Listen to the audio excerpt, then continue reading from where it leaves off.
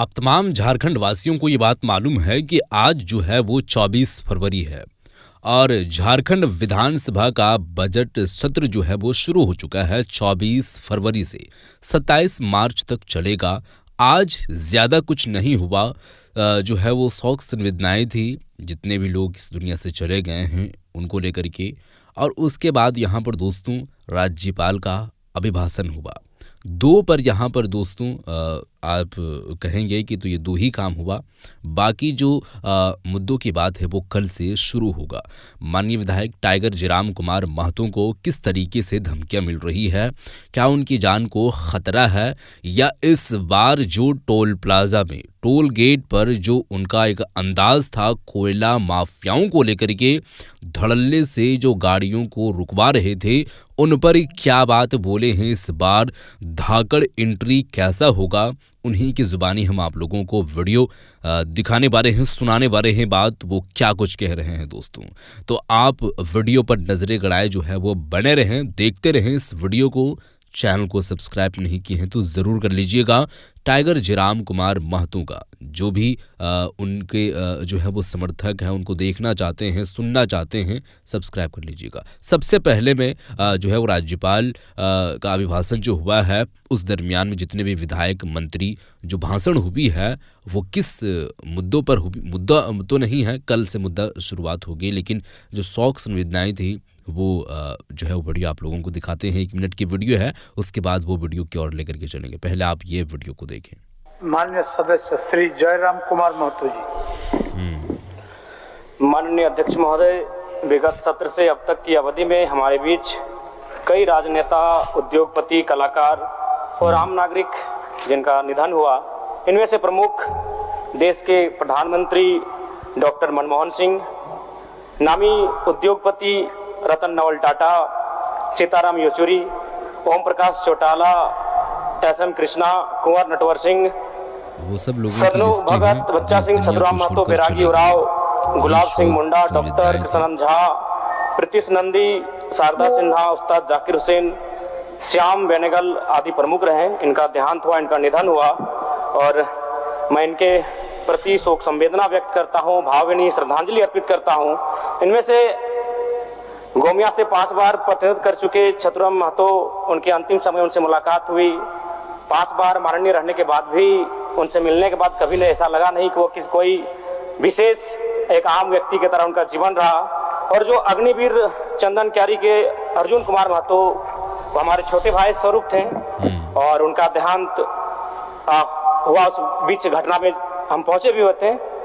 तो आज सदन के माध्यम से और मैं अपनी पार्टी के माध्यम से उन तमाम दिव्य आत्माओं के प्रति विनम्र श्रद्धांजलि अर्पित करता हूं। धन्यवाद।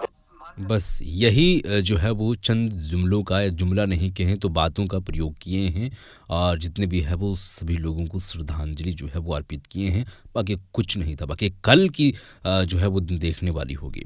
बाकी बाहर निकलने के बाद दोस्तों, सदन से बाहर निकलने के बाद लगभग 2 से सवा 2 घंटे तक जो है वो सदन चला। उसके बाद जो है वो और कुछ नहीं था।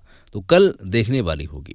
बाकी वो बाहर निकलने के बाद क्या कुछ कहते हुए नजर आए हैं माफियाओं के प्रति, उनकी जान को जिस तरीके से खतरा है या आगे उनकी प्लानिंग क्या है मजीद कोयला माफियाओं को लेकर, आप लोगों के सामने वीडियो है, पहले ये वीडियो देखें।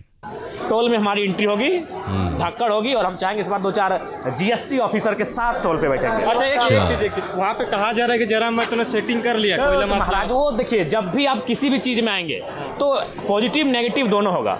आप अगर ये सोच के जाएंगे कि नहीं हमारी सिर्फ प्रशंसा होगी, हम जाके अवैध कोयला कारोबारियों के खिलाफ हो गए हैं, मैं खाली अभी तक वो डिसाइड नहीं कर पा रहे कि बाबूलाल मरांडी जी बनेंगे, चंपई सरन जी बनेंगे या कौन होगा। तो हम चाहेंगे प्रदीप भैया बहुत हॉट जोन से जीत के आए हजारीबाग से, विपक्ष दल के नेता हमारे बड़े पदाधिकारी लोग हैं जो निर्णय लेंगे वो सर स्वीकारो। जी कहिए।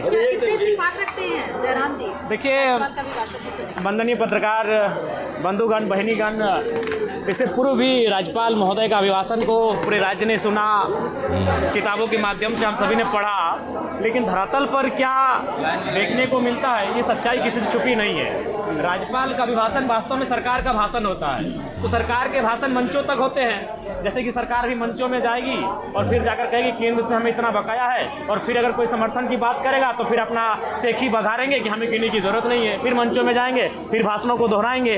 तो राज्यपाल का अभिभाषण वास्तव में सरकार का भाषण होता है, और सरकार का वही भाषण होता है जो सरकार मंचों से विगत 5 वर्षों से कहती आ रही है, अपनी जो पहले की सरकार थी उस समय से कहती आ रही है और आज भी कह रही है।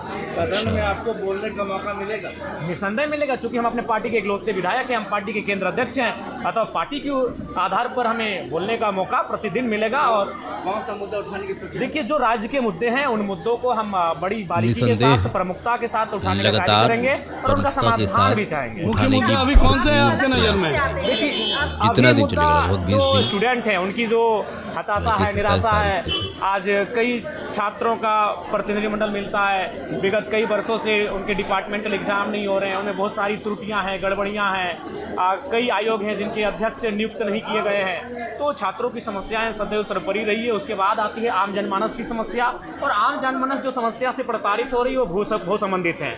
आज राज्य सरकार को चाहिए कि वो भू संबंधित समस्याओं का निदान त्वरित करे। अच्छा, आपकी अपनी पार्टी है, लेकिन अगर पूछा जाए तो सदन में आप किसको ज़्यादा सपोर्ट करेंगे? देखिए, ये सदन में जो कार्य होंगे, सदन में जो विषय सामने पटल पर रखा जाएगा और उन विषयों का आकलन करेंगे परिस्थितियों के आधार पर और जनता की सोच के आधार पर, उसके बाद ही तय करेंगे कि उस समय उस नीति का समर्थन हमें सरकार के साथ करना है या विपक्ष में रह के खड़ा होकर करना है। जयराम जी का योगा कर रहे हैं गुस्सा पर काबू पाने के लिए।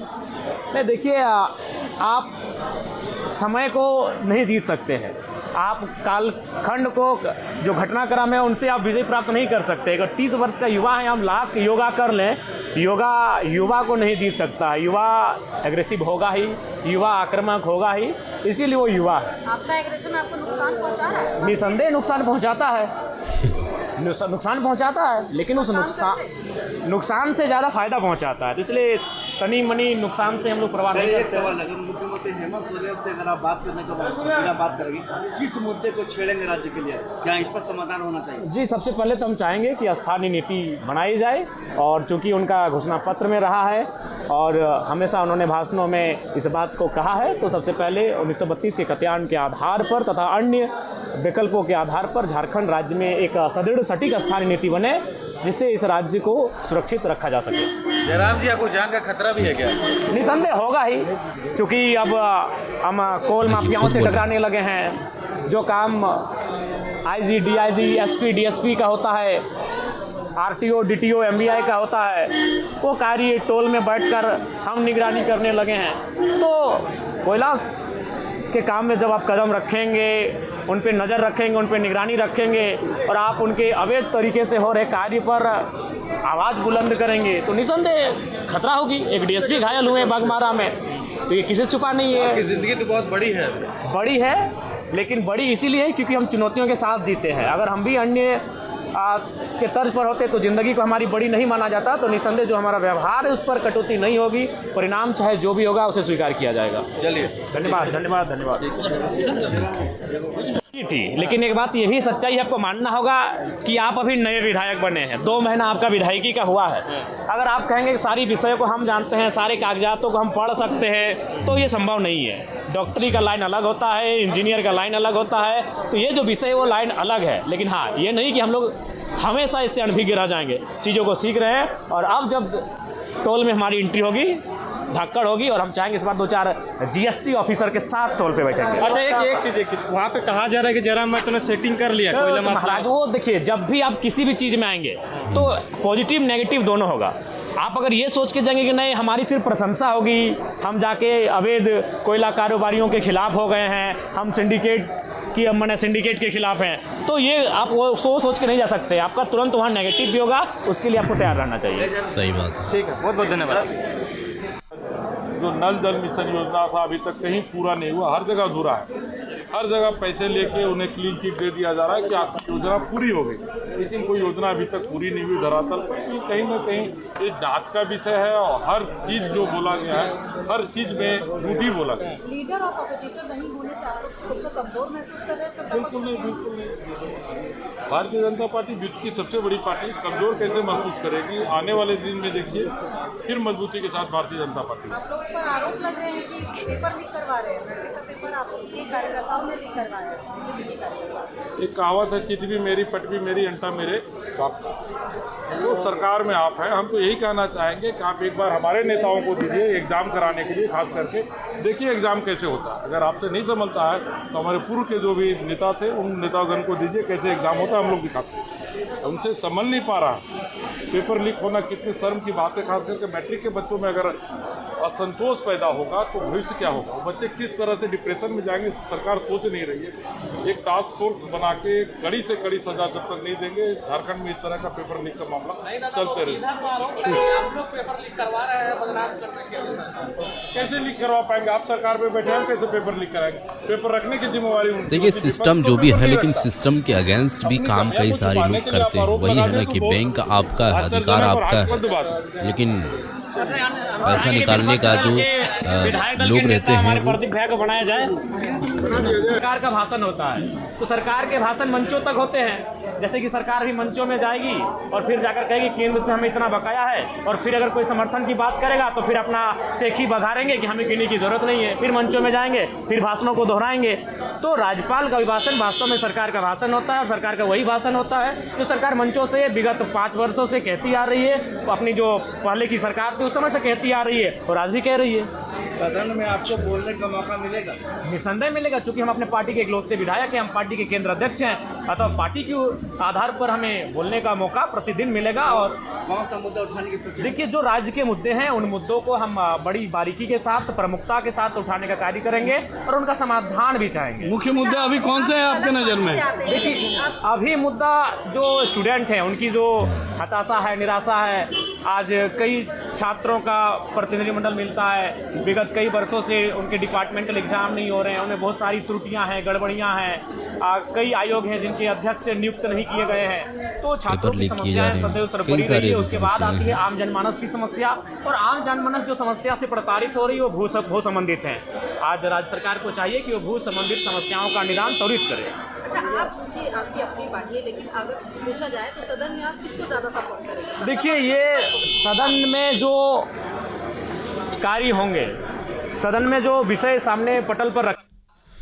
वीडियो आप लोग देख चुके हैं दोस्तों। ये थे टाइगर जयराम कुमार महतो, डुमरी विधायक। सदन में इस बार जो है वो उपस्थिति हुई और वहाँ पर दोस्तों अभी की अगर बात करें तो झारखंड विधानसभा का बजट सत्र जो है वो शुरू हो चुका है। जैसा कि मैं बार बार आप लोगों तक ये खबरें पहुंचा रहा हूं, आप लोगों को हम कह रहे हैं। आज जो है वो राज्यपाल का अभिभाषण था और शोक जो है वो लोग रखें, बाकी और भी कुछ नहीं हुआ। कल के बाद से लगभग 27 तारीख तक चलेगा ये, लेकिन ये कहने में आ रहा है कि 27 तारीख तक चलेगा, लेकिन 20 दिन जो है वो बैठकें होंगी और सदन के अंदर जो है वो लोगों की उपस्थिति होंगी। अब देखिए क्या होगा क्या नहीं होगा, वो आगे आने वाले प्रतिदिन जो है वो अपडेट आप लोगों तक पहुंचती रहेगी।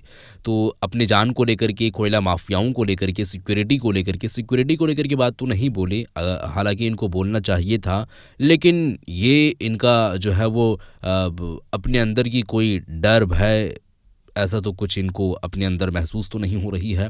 हालांकि इनको चाहिए कि जिस तरीके से काम कर रहे हैं ये अपने अंदर सिक्योरिटी, हार्ड सिक्योरिटी लेकर के जो है वो चलना चाहिए। ये मांग लोगों को करना चाहिए और ख़ुद भी इनको करना चाहिए। बाकी की खबरें आप लोग देख चुके हैं, बात सुन चुके हैं। इस वीडियो को शेयर कर दें, आपका विचार क्या है वो भी बताएं। मिलते हैं एक और नई वीडियो के साथ, तब तक के लिए खुदा हाफ़िज़।